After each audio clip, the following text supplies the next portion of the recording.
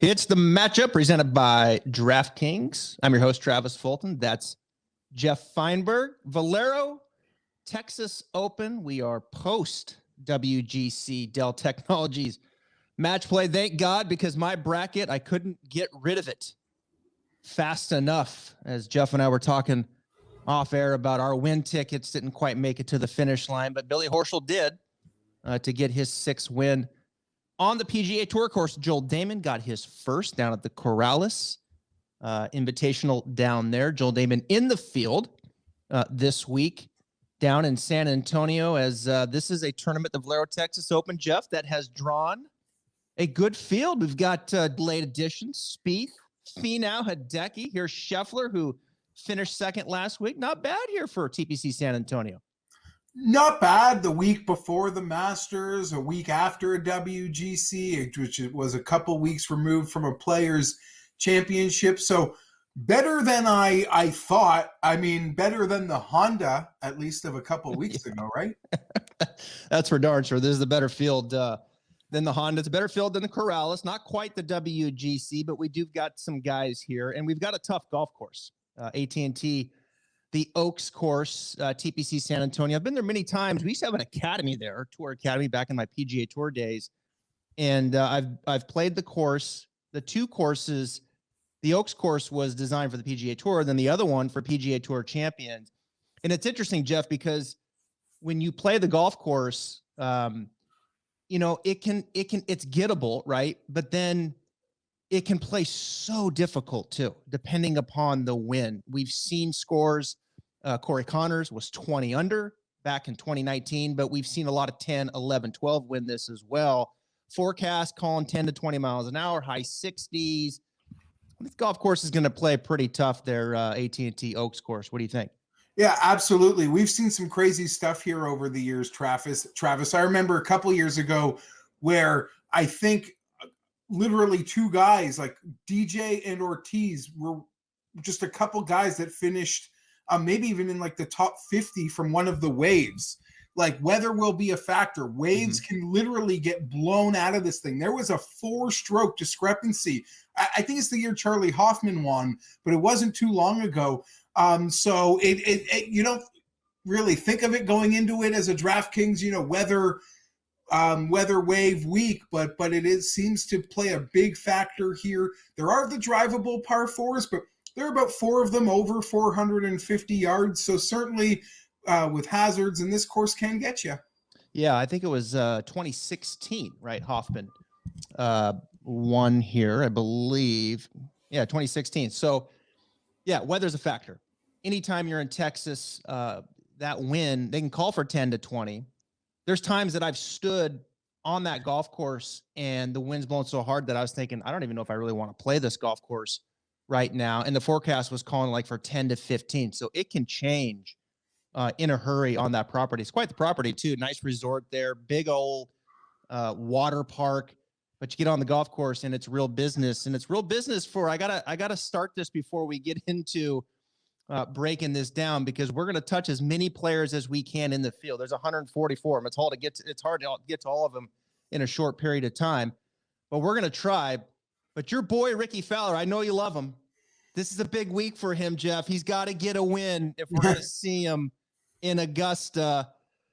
What do you think? I'm nervous. I'm not expecting anything. That's where we kind of are, Travis. Unfortunate. I was really happy in like small spurts how things happened for him at the Honda, battling through it. But Saturday was a disaster. When he makes one bogey now, I'm worried we're in for 4 in a row. Like, that is literally what has happened. There are nice moments in the round, but it evaporates quickly, and he gets himself on a train, the bogey train, going the wrong way. It's a big week. A lot might be made of him missing the Masters. It already has. It probably will continue to be so. I'm nervous. I'm not looking forward to it, because it's gonna be very polarizing. Yeah. Like, I'm nervous. We're gonna get to Masters week, Yeah. And I don't think we're going to be talking about Rickie. It's Masters week. There's going to be a board to talk to. But this weekend, I feel like as a proponent of him, as a fanboy, I am going to have to eat a lot of it, even if whether he's making the cut, not making the cut, contending, not contending. In terms of this field, it's really like the second biggest storyline, like after just DJ being there. And I guess Spieth looking to break through with a great opportunity. It's the third biggest storyline in the field, arguably. Yeah, no, I agree. I mean, no Spieth at the WGC, or no Rickie Fowler course at the WGC. And here he is. He's got to get a win to get into the Masters. So let's get to it. We got a lot of guys to cover. The way it's going to work here, we're going to go through each layer here, starting with the highest value, which is 11,000/10,000. We'll get into these 5 names, and then we'll go to the 9s, then we'll go to the 8s and the 7s and the 6s. And then at the end, we'll give you kind of our key pick, and we'll go against each other in a head-to-head matchup at the each one of these levels towards the end. But there's certainly a lot of guys that we like, certainly a lot of guys that we don't like at this golf course. Ball striking certainly going to be a premium here, as it always is. Strokes gain approach, but you better keep in front of you off the tee as well. And these Bermuda greens, someone's going to have to make some putts to capture this title. So let's start here. Highest level, we've got 11,000/10,000. DJ, no surprise, world number 1 coming in. 11,800. There's Finau at 11,000. Spieth, number 3 on the board. That didn't take long. 10,700. There's Scottie Scheffler, another Texas Longhorn. Great outing last week at 10,400. And then Hideki at 10,100. Let me ask you this, Geoff. You think DJ, he's already forgotten about the antics there of Kevin Na on Friday? Yeah, I think he forgot about it pretty quickly. I mean, by the rules, Na did nothing wrong, so I can't argue that. And people are like, what did Na do wrong? Nothing like by the written letter of law, he did nothing wrong, but I'm still not impressed. No, I didn't like it either. He chose to make an example out of the world number 1 out of a 10-inch. Meditated to a certain extent. Because there was he's like, no, watch, I'm gonna get him. Yeah. There was probably an incident on an earlier hole where Dustin was probably very liberal with it, and then Dustin must have really annoyed him.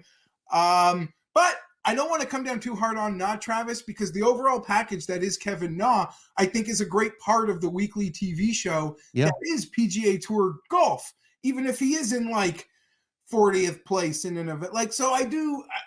He's can win in his events, and overall, I'm a big fan of Na, but I don't like that. I don't like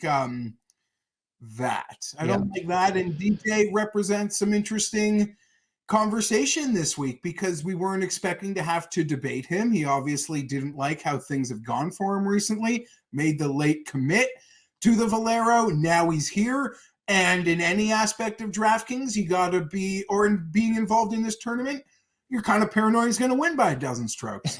Well, I'll tell you what. I'll lead us off here. The top 2, DJ and Finau. I'm going to pass on both of these guys. DJ, I was talking to his coach last week, and one of the things that DJ struggled with the last maybe month or so is this new driver. These guys get the new driver in, their vendors, they want them to play the newest, and they get the old one dialed in. DJ's been kind of fighting that just a little bit. And he's been fighting the putter. Rumor has it there's now another putter that's thinking about being put into the bag. So you kind of go through this with DJ where he kind of wrestles around a little bit. And then he just finally says, this is what's going to happen. Then off he goes, right? And we know he just starts rattling off wins. I think DJ obviously defends at Augusta soon next week. I think he's kind of dialing a couple more things in. So I'm gonna pass on the 11-8 with him. But I'm going to move it down here. With Finau coming in, things have seemed to kind of cool off just a little bit. We saw that run 3 seconds in a row. He should have won the Genesis. I know. I think both of us had win money on him that week, and he just seems to kind of has maybe calmed down just a little bit. Things have gotten a little bit on the cooler side. Obviously, both these guys can ball strike. They've got the length. They can go. But the guy I'm kind of leaning on here is Scheffler. I think he'll come in, continue to play well. He looked fatigued to me, Geoff, on Sunday, as did Billy Horschel. That's a lot of golf, 7 rounds. Scheffler, I think, has worked out the iron game a little bit more. I don't like that left shot, but a lot of that is fatigue. And, with Spieth and Scheffler, both your Texas Longhorns, I think both of them will do very well at this venue. Yeah, I totally agree. Of this range, these would be the two that I do like. I would play Finau over Dustin, but I'm not playing either of them. You're just worried. Dustin, I mean, he could be working on something and beat this field by one strokes. That's how dominant he is. That would surprise no one. But like you said, I mean, everyone sort of gets this vibe that every sort of step he takes this week has a different meaning. Now, he shoots a great round Thursday, Friday, and there's $1 million to the winner here. He's not going to be thinking about the Masters on the weekend if he's in contention to win. I believe that. But I'd rather go in a different direction. For me, it would be Spieth. The late Sunday tee times are like clockwork now. They're like clockwork now. He got by Kuchar in a match play. Whatever. I'm not the biggest Spieth fan backer in the world. But I see it coming, and I want to see him sort of get back up there. Because while it annoyed me while he was at the top, because I had money on Dustin at Chambers and Kuchar at Birkdale, so maybe that irked me about Jordan, I think now's the time. And I think he's very live, goes without saying, to win this week. And because guys like Spieth and Finau, it's been so long since they've won, they're really in no position to just have a focus on next week. Like they need to clear their own personal hurdles in many ways on weekends. So I think it's full focus to sort of get a win monkey off their back. I also believe both guys have just as good of, well, I shouldn't say that. Both guys are going to be pretty live next week, but give me Spieth in this range. Yeah. What about Hideki here? First time here, 10,100. He was 1-2-0 at the match play, missed the cut at the Players, 18th at API, 15th at the World Golf Championship. Hideki's such a I don't know what the word is. Not awkward's not the word, but he's a guy that literally feels like he could shoot 38 on the front and 28 on the back. That he's that kind of guy where when he just flips a switch, he can get it going. But I see Bermuda greens, and I tend to get a little shaky with Hideki. First time seeing the course, probably going to pass. I don't want to pick on Hideki, but if I'm in on this range, I am thinking like win, Travis. I want this guy to win. And even as something I debated on my show this week with Pat Mayo, how do you put this? I love Hideki. Finau gets a ton of attention. Spieth obviously gets so much attention for his win drought. Hideki's is going on nearly 4 years. He's 28 years old.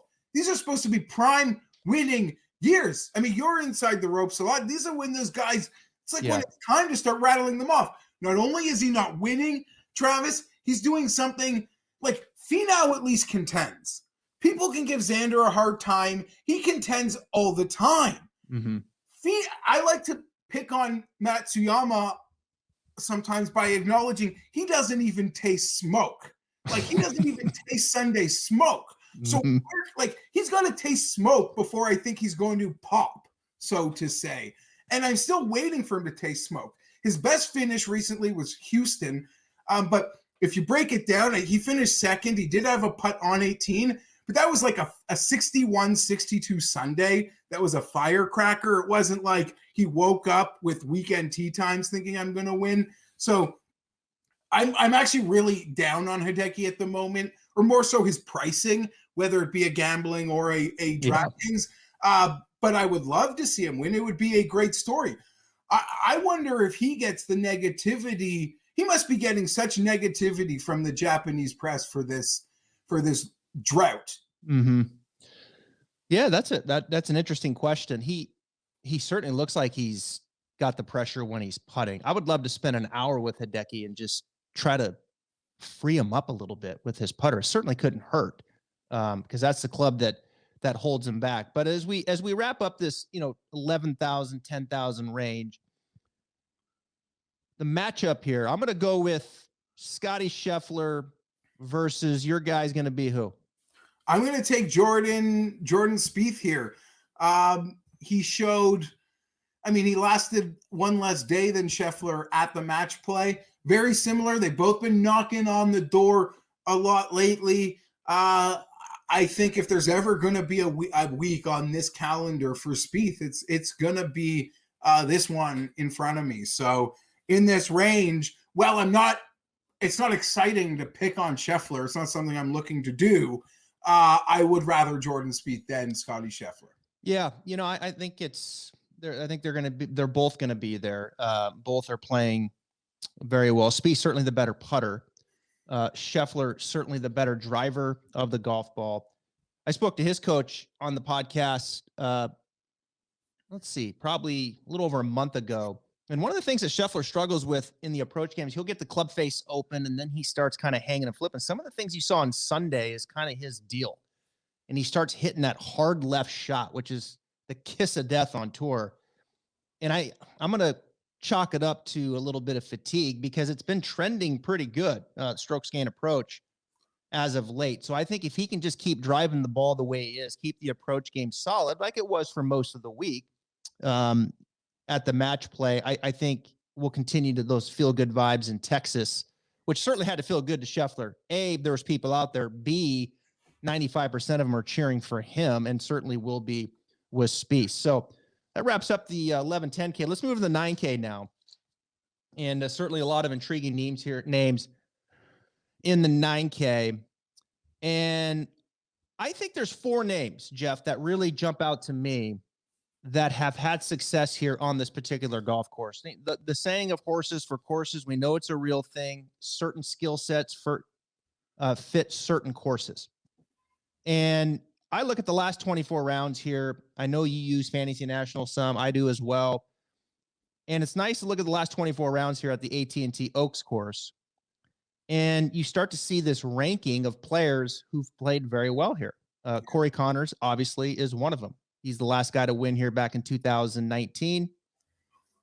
He's a terrific ball striker. You look at him, strokes gained total, he's 6th in the last 24 rounds. There's Ryan Palmer, who had a good run last week. He's 8th here in the last 24 rounds on this course. Charlie Hoffman is a guy that has played obviously very, very well here, a past champion. He's 3rd in strokes gained total in the last 24 rounds. And then there's Matt Kuchar. He's played this golf course very well. He certainly wasn't playing good golf at all before last week. And all of a sudden, Kuchar looks like the old Kuch again. Those are 4 names that kind of jump out to me that have had success here in this range. What jumps out to you? And I got to say, I just quickly, before I get into it, you forgot Cameron Tringali, who's been playing incredibly sneaky. And I am not on Tringali. My partner in crime, Pat Mayo, tried to sell me on Tringali today. Mm-hmm. And I like to do the outright stuff sometimes, Travis. And Tringali's betting number is almost like the books are telling you, like they're asking you not to bet him. It's like 30-1 for Cameron Tringali. It's like they're trying to trick you. Like, whatever you do, don't bet him. Like, they know he's going to be great this week. But for me in this range, I mean, you've hit on it. Tons of guys playing great. Connor's defending champ. The putting is matching the ball striking a lot.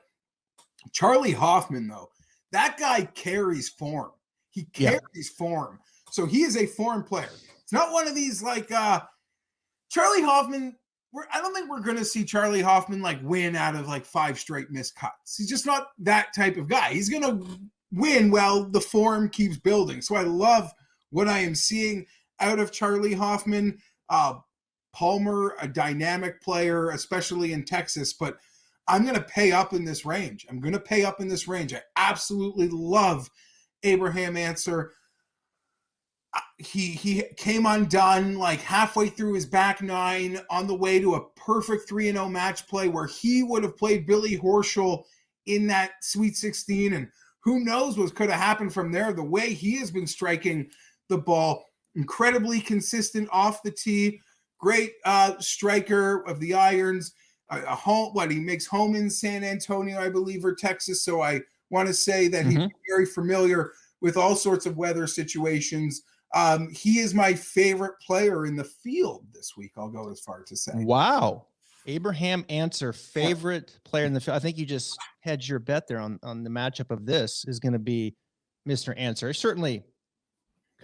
certainly like Answer. Answer is always, seems like that player's opportunity is always around the green. Strokes gained around the green seems to be a little bit further down the list here than normal on this He's won in particular golf course. Australia, and that might be a common theme for other guys that I like this week. I know he doesn't have a PGA Tour win, so I'm asking him to break through in that regard. But yeah, I see the arrows are pointing there. I'm not getting off.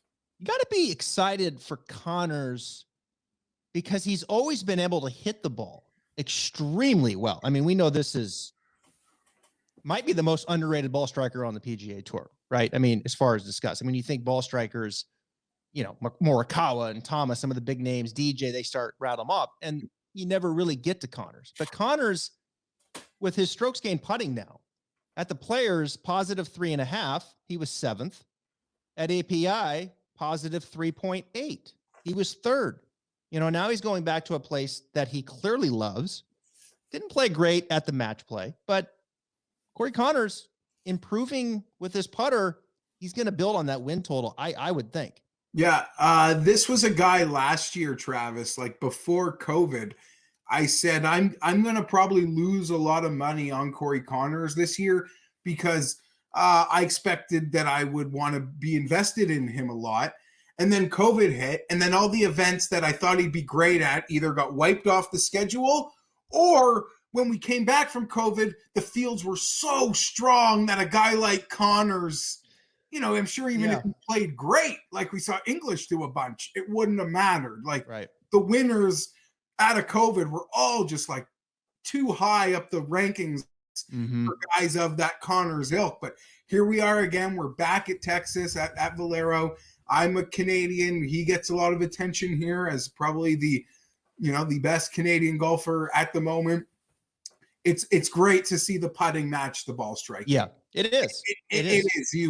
We hate, it'd be nice to like officially be able to take him off team no putt, but we're not quite there. But I am all for Corey Connors. And while I do think this might be silly because Connors did win last year, well, I believe Answer's win equity is probably stronger. Corey Connors feels like a very smart and safe play this week. Yeah, he seems safe. Yeah, he really does. And I like Palmer. Palmer's kind of he can be a safe player. I'm with you. I just can't get excited about Cameron Tringali. Let me ask you this. Cooch at 9,000. He looked good. He spent a lot of time with his coach, Chris O'Connell, who's right there in the Texas area.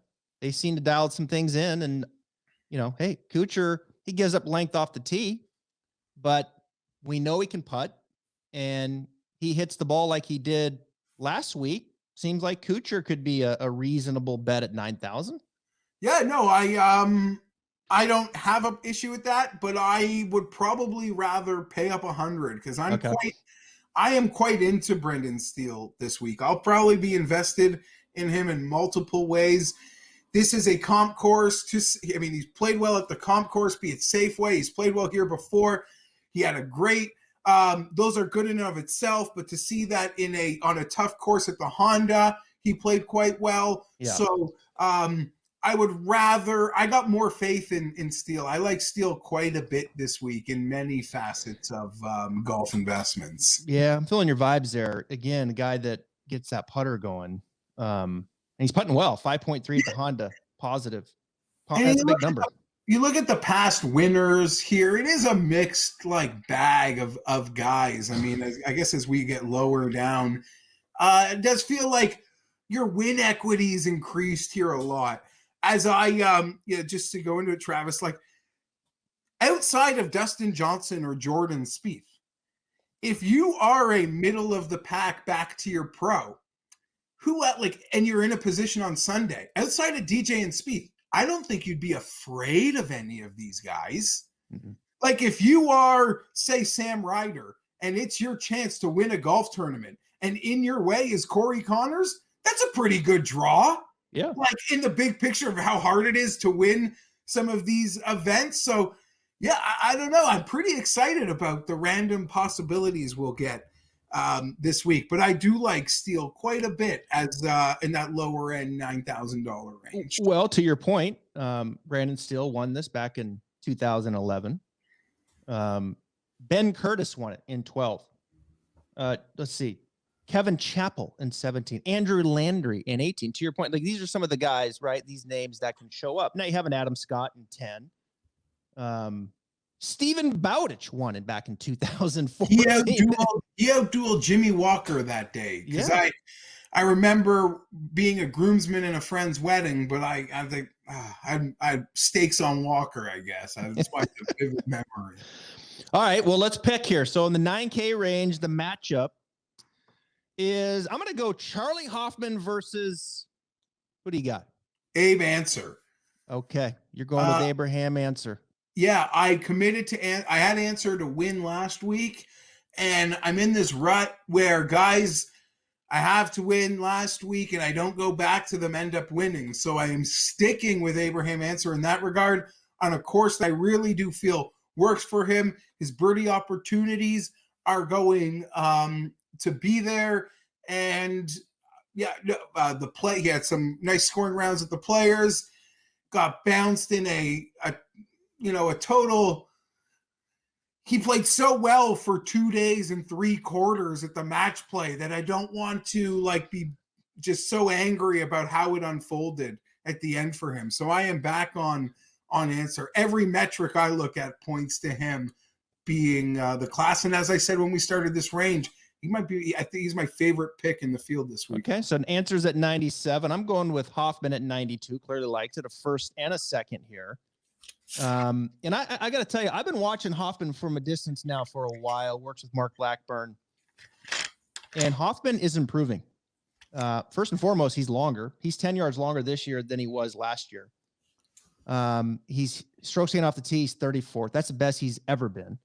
Approach, he's 18th. Putting, he's 63rd. This is a guy that's improving, and I think that little extra distance is going to start really paying off for him. I think he's kind of really starting to get comfortable with where he's at now, with not this new game, but certainly some changes that they have made that I think Hoffman is set to have a nice run here. I really do. I think Hoffman's going to have a nice run here with the spring and the summer. He was 17th at the Players, 10th at the API. I think Hoffman could do it again here in the 9,000 range. So that's that. All right, let's move down 8,000. Got a little bigger list here to choose from, including Rickie Fowler at 8,100. You talked about that. When I look at Rickie, now you know my background. I'm kind of in the instruction side. That's my craft. When I look at Rickie, he's in between right now. When you talk changes in your golf swing, Geoff, Rickie made some of the biggest changes you could possibly make. And when I watch him now, he's in between, and he's hitting that hard pull, and he doesn't want to hit the hard pull. Then he hangs on to it, hits the white. And that's a tough spot to be. 8,100. I'd be shocked if Rickie, wins this thing. Another guy I want to ask you about that I was big on, and we've seen signs, is Sam Burns at 8,000. Yeah. Right. The guy was really good early, but all of a sudden he's been really bad. And, what do we make of Sam Burns now coming into this event, a golf course that needs a good driver and a good ball striker, which he is, and a good putter on Bermuda greens, which he is. You gonna play him? I probably will, Travis. That $8,000 price is pretty tempting. He's tempting in a lot of aspects this week, but you're not wrong. The API number is ugly. The Players Championship number is ugly. Maybe you're just happy that he's out of Florida. Getting to Texas, we had great success. The birdie looks were never ending in California and Texas. I guess the question becomes, did he miss the window? Because there's did he miss the window? Is there still gonna is it open where he can just crank it open again? I'm still believing it's not closed on him for this year. I mean, we saw Max Homa take that window and smash right through it as his stats were all sort of trending perfectly. Yeah. I didn't have the guts or the will. I wasn't there that week. I didn't feel it, but the stats pointed to it. When you were talking about it before the tournament, it was still a big ask for him nonetheless. I'm also one of those believers that these guys they learn from those experiences on weekends with late tee times, and his trophy case is gonna is going to grow. So I do like Sam Burns this week at 8,000. I will have investment on him. Yeah, he's not going away. I mean, on tour, you got to do something great. Like there's got to be something you can hang your hat on. And Burns does a couple things extremely well. He's a great iron player. He's a great putter. He's not really good around the greens. His driving, he's got some length and get a little crooked at times, but he's not going away. He'll rebound. And we'll see him again. I'm probably going to lay off him here this week. And as we just kind of stay towards the bottom of the 8,000s, and we'll work up here to the top. Aaron Wise is kind of another one that it was the other way around. He really struggled early, and then all of a sudden he shows up at the Honda, gets 13th. But that putter is such a huge question mark. I mean, this guy, when you talk about struggling putting, he struggles with that putter. And all of a sudden, he has a good week at the Honda, which we see from time to time. You like an Aaron Wise here to kind of keep it going and build some momentum at a golf course where the wind's going to be blowing, and ball strike in check, but B, you got to make some putts too. No, I'm not there with Aaron. I'd rather be on Sam Burns, and there's a couple just moving more into the mid-range of the price points here. There's more guys in the 8,000s I'd rather be in, and I think I can get from Wise what I'll get in the 7,000s, to be honest. So into the mid, you got Damon at 82, coming off the win at Corrales. There's Hadwin, 83. He was 8th at the Honda. There's Keegan Bradley, who will ball strike your face off. And the putter kind of warming up a little bit. And he was outstanding at the Honda, Travis. Yeah. He got in the bear trap. It happens. But I'm not saying Valero, like, you can't find trouble there. You've pointed out the trouble can bite you, but it's, how do I put that? The way he's hitting the ball right now, I really like Keegan, and there aren't sort of those bear trap situations. Although Keegan can make a mess out of anything, so I don't want to go to the wall too hard for Keegan, but he's hitting it beautifully, and I think the week sets up well for him to have quite a finish. Yeah, I do too. I like Keegan at 84. He's always struggled with the bear trap, by the way. I mean, he's terrible in the bear trap. It's just, I don't know if it's a mental thing or what it is. Interesting to see Zach play. He never plays before the Masters. Finished 8th at the Honda. In fact, he's inspired here. He'll play. You think with Zach, you probably want the win to be howling, I would think, right? For him. You just dirty it up a little bit and let me just hit this little bunt out there and just kind of hold on to the ankles for a while, and then I'll rest you to the end. That would be the Zach Johnson recipe this week. Let me ask you though, because winners off win, they're always popular. They're sort of in the headlines, so there's just more name value in them. Joel Damon, an amazing story. We all love it. We don't sort of need to go through that right now. But in terms of his outlook for this week, when he had a quote, "I don't know if I'm ever going to win again, so I'm going to pretty much party like it's the last night on earth" sort of mentality. I don't like from a head-to-head. I know it's sort of people are joking should we just go full fade on Joel this week? He's literally telling us he's going to Shane Lowry post the Open Championship right now. Well, I know Joel and Gino that we grew up in the same part of the country in Idaho, and so I know a thing or two about those celebrations that's happening right now. So I'm going full fade with Joel Damon because he very well might be wearing the same outfit when he shows up on Thursday morning. White shirt? He's gonna there's wouldn't put it. Yep. But man, he's got some runway now, right? So it's he doesn't have to play good at TPC San Antonio. He's got a little runway here to make it happen. But it's good to see, right? Because he's such a personality, and we need that in the game. And he's a great guy. I mean, he's just a great spirited, and so is Gino, his caddy. And we need those characters in the game like that. But as I keep moving up here, not sure what to make of Chris Kirk. I'm really excited about Lanto Griffin and his progression. I think he's properly priced there at 8,700. I've been big on Cameron Davis for you know, he was one of my guys to watch heading into the year. He's that modern player. He looks the part. He's probably, has he completely delivered yet? Probably not. I'm kind of waiting for that Cameron Davis moment. Perhaps it's here, or do you like maybe a Si Woo and pay up for him? So of the two players you mentioned, well, I don't really want to pick on any of them, but I'm quite confident in Chris Kirk and comfortable paying that 8,400. The guy is a top 20 machine. He broke my heart. Something happened on Sunday at the Players. I'm not even talking about the win, but he like just completely self-destruct. He finished 48th. If you remember 44th, you remember how well he was running at the Players and even how late he was teeing off.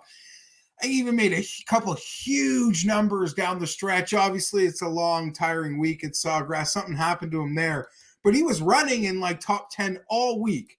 So just think of that when you see the 48th. Incredibly precise with those longer irons on those longer par fours. I'm here. I'm all about Chris Kirk continuing everything he has been doing this week. And while, you know, debating the win is hard and tough, and I think maybe guys in this range might bring better win equity to the table, top 10 equity, to go with him is over almost any of the guys that we are going to discuss in the range. Though he's not my favorite pick in the range. So Kirk, his putter, like just disappeared all of a sudden at TPC Sawgrass. I mean, he just literally just lost it. He couldn't make anything. But he's another good story at coming back. Here's a guy that just hits that little, maybe you want to talk about hitting the same shot over and over and over and over and over and over again. Chris Kirk is about as monotonous as it gets. It's like a 2-yard draw. Starts in that window, draws 2 yards. Starts in that window. Every single club, Geoff, in his back. Wedge through the driver. You know, he doesn't do anything like crazy great. He's just kind of doing it all, you know, fairly well. So yeah, at 86, you've got me thinking there. I've been kind of bullish with Lanto at 87. I like Lanto a lot. This is a tough range. It's my most, I mean, like a lot of people, this is a range that's pretty popular. Yeah. For me, it's a range that from an outright betting perspective, I spent a lot of time discussing this week because I think there's a lot of really good options in there. Lanto certainly being one of them. Yeah. So let's get it. Let's go head to head here. I'll give you in this range. I'll give you Lanto Griffin versus who? I'm taking Cam Davis. I'm a believer in Cam Davis at the moment. Had that third place at the American Express that Landry lost in a playoff to John Rahm, and then Landry won here. So I don't know if there's a crossover there, but if American Express works here, I'm happy because I do like Abe Answer a lot. But Cam Davis has found something. I want to say he was 13th off the tee at 8th off the tee at Honda, 13th with his approaches, Travis. He was abandoned around the green, something that I wouldn't expect to continue. And another guy like Abe who has won in Australia, and that again will remain a common theme for me as we do this show. Very nice. I thought you might go with Si Woo there. Your boy Pat, I know, loves Si Woo. I thought about it. He's very live. I know a couple articles I've already read this morning. People I respect a lot have picked him to win. Yeah. So that would surprise nobody. But I don't know. Just I think Cam Davis fits quite well with what's about to happen. It's coming. It's coming with Cam Davis, you know, for sure. You think this next shelf is going to come for Cameron Davis. Lanto, to me, this is like the field for him. You know, obviously he knows a thing or two about winning in Texas. He won in Houston, and he's playing solid golf. 35th at the Players, 21st at Arnold. He was 7th at the Farmers. The thing I've been watching with Lanto is just kind of a steady improvement in the approach game. I think he's becoming a little bit more of that upper shelf now approach game player. He can get the putter going. He seems just that solid pick to me, more so than Davis. And Kirk, I would say, is right there at 8,600 as well. But Si Woo, you know, is a guy that when he can get it going at 8,900, paying up feels about priced accordingly as well. Yeah, I certainly not going to besmirch Siwoo Kim.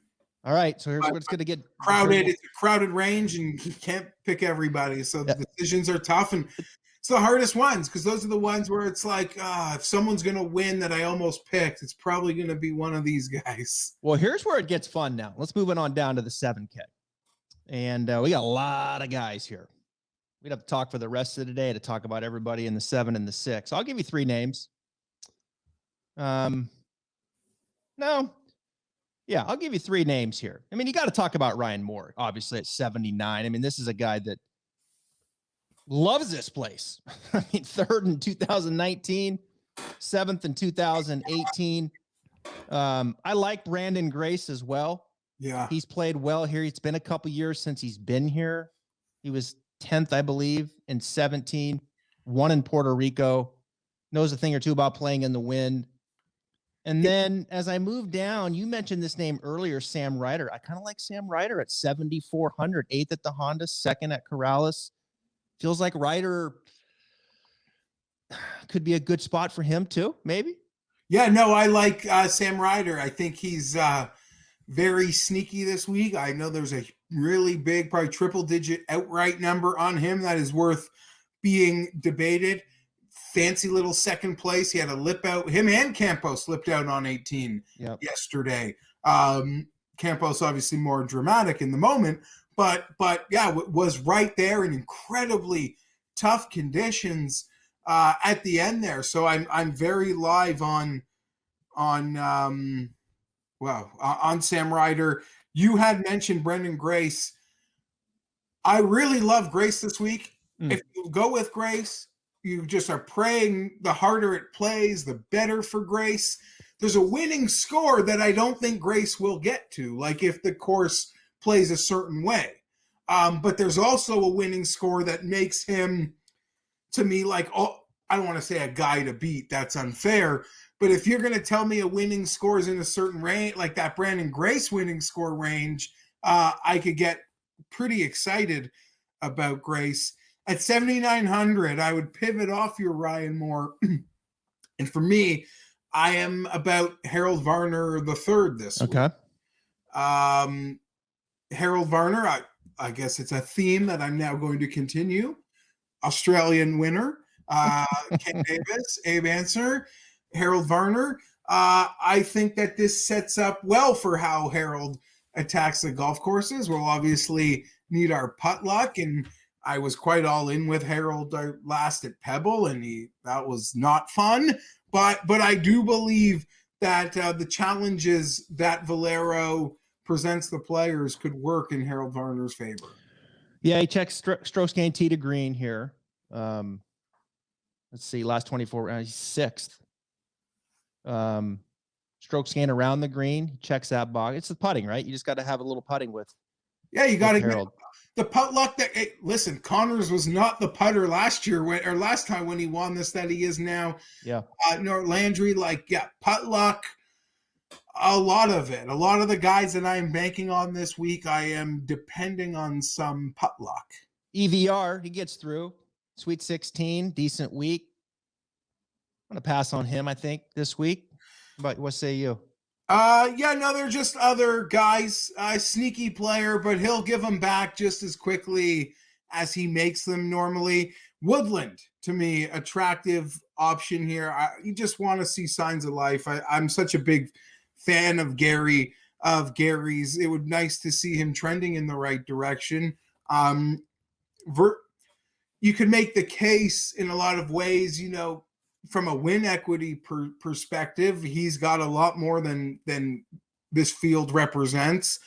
And I'm going to be banking on Matt Wallace, Travis, gaining some confidence in his Friday meaningless win over Sergio Garcia, but it wasn't meaningless to Matt Wallace, who's very open about the progress he feels he's making without seeing results. I believe this is the type of week where the results can show up on the scorecard for a player like that. Yeah, and it's the first time player here. Matt Wallace has never teed it up here. I kind of Martin Laird's certainly someone has shown signs here. T36, T11, T18, his last 3 starts. Let me give you 2 names. Pick one. Phil, showing some form. Yeah. 7,500. The Gim Reaper, 7,300. Who do you like?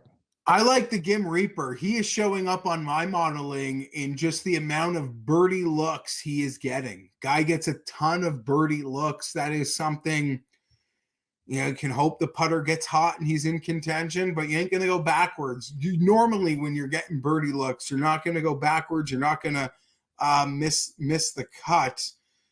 Let me throw one at you. Sneaky argue value. The guy is a multi-European Tour winner and can get scorching hot. Bernd Wiesberger.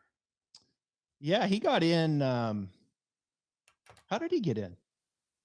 Well, he was in the match play last week. Yeah, he was in the match play. Yeah, but he was a late addition, wasn't he? I'm not sure, but he's on the boards. So Bernd Wiesberger. Yeah, I like Wiesberger. I think I like Andrew Putnam though. Yeah, the brothers Putnam. I like the Putnam. I think I would take Putnam over Wiesberger. Putnam at 76. Wiesberger's at 72, so you'd have to pay up for it. But Putnam is a guy, to me, Geoff, that's showing incredible form. He's played well here in the past. He's 5th at Puerto Rico, 4th at API. He finished 8th here in 2018. I mean, at 76, Andrew Putnam playing well, loves the course. I think I'd take him over Wiesberger. Is that wrong? Nope. I don't think you're wrong at all. But I could tell you, I think a lot of people this week, and sort of the early musings that I have come away with, is Harry Higgs. Yeah. Seems like a guy a lot of people are targeting this week. When I mentioned those birdie looks that Doug Gim shows up on, Harry is on the same list at the moment, Travis. This guy gets so many looks at making a number that at this price point versus this field, I'm expecting him to be very high owned. I mean, that would almost be the only negative I want to throw on his name as it pertains to this event, would be his ownership. Yeah, and he's gaining form. I think that's a very good find there and a very good pick. I certainly like Higgs this week as well. 29th at the Players, 19th at the Honda, and steadily improving here with the approach game. 8.1, Geoff, positive at the Honda strokes gain approach. That's a big number. Yeah, I mean, listen, I'm quite high on Cam Davis. I spoke about him earlier, the 13th in approach, the 8th in driving, but Harry is doing a lot of those things, and it's a lot cheaper, or in other respects from outright DK Sportsbook. I know Harry Higgs 130 to 1 at DraftKings Sportsbook, Travis. Wow. That's a pretty big number. It's bigger than a lot of other places. So he's quite live. Yeah. Absolutely. Yeah, I think that's a good pick. Munoz, another one to look at, 7,600, finished 3rd here at 19, 7th in 18. Certainly likes this venue. All right, so the matchup I'll give you in this range, I'm going to go with Brendan Grace versus, who do you got? I'm going with Harold Varner III. Okay. All right, Brandon Grace versus Harold Varner the 3rd in the 7K. All right, let's give our audience here. We'll finish up in the 6K. A few names to think about. I'll give you one. That very little track record. In fact, he's not even a pro yet. Austin Eckroat. Eckroat miscut at the U.S. Open, 12th at the OHL, plays for Oklahoma State. He was part of that championship team. I actually spent a little time with Austin at the College Golf Showcase event in December.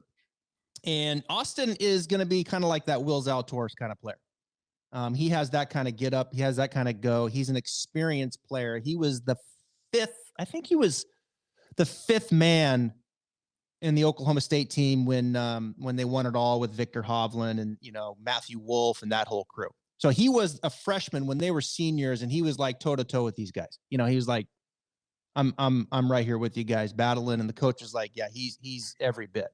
Eckroat can go. Good ball striker, good length. And let me tell you something. The dude can fill it up with the putter. He's just that confident young man. 63, you know, he got a little sniff at OHL, played well. I could see Eckroat making the cut and making some noise. That's a name that maybe no one's thinking about. Yeah, no, I've got. What do you got? I like it.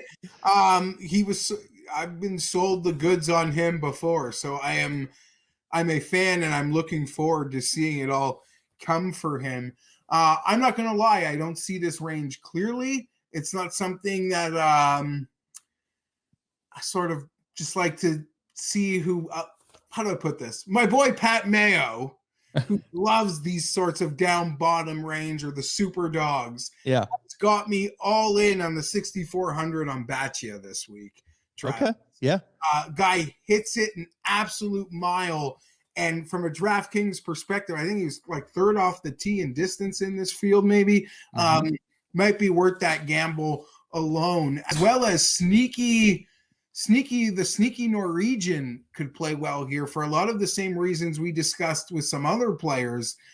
Christoph Ventura, both of them are 6,400 this week in the 6K range. Those are the two guys that I am looking at. And Ventura was on that Oklahoma State team as well. I think he was the fourth guy, number 4 player is part of that team. Yeah, those are good. I'll give you one more here. Bo Hogue, you know, we all have our model. We kind of build it in. He's someone that kind of flashed up there on mine.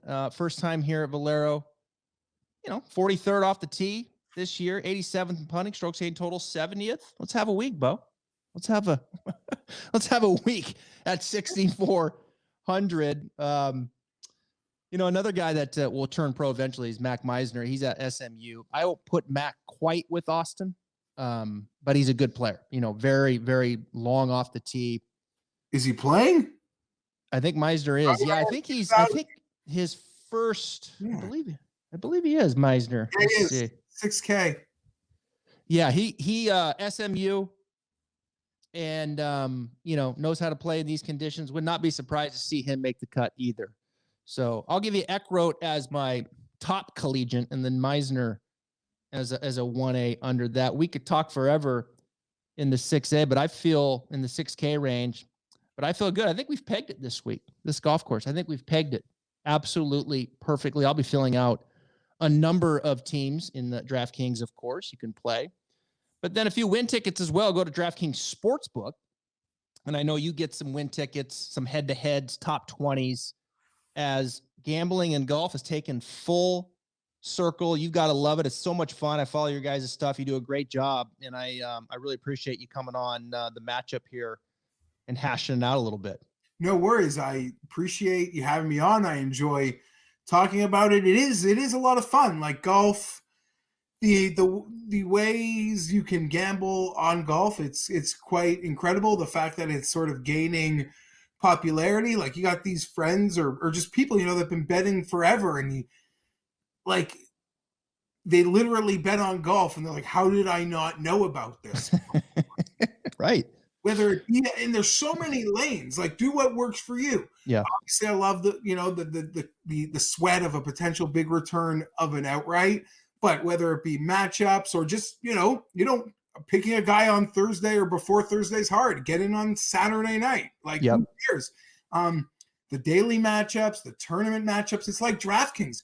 You want to play your double ups, your GPPs, your head to heads. There are so many lanes. Like you find the one that you enjoy, and you're off. Or I try not to drive in all of them. It can get costly that way.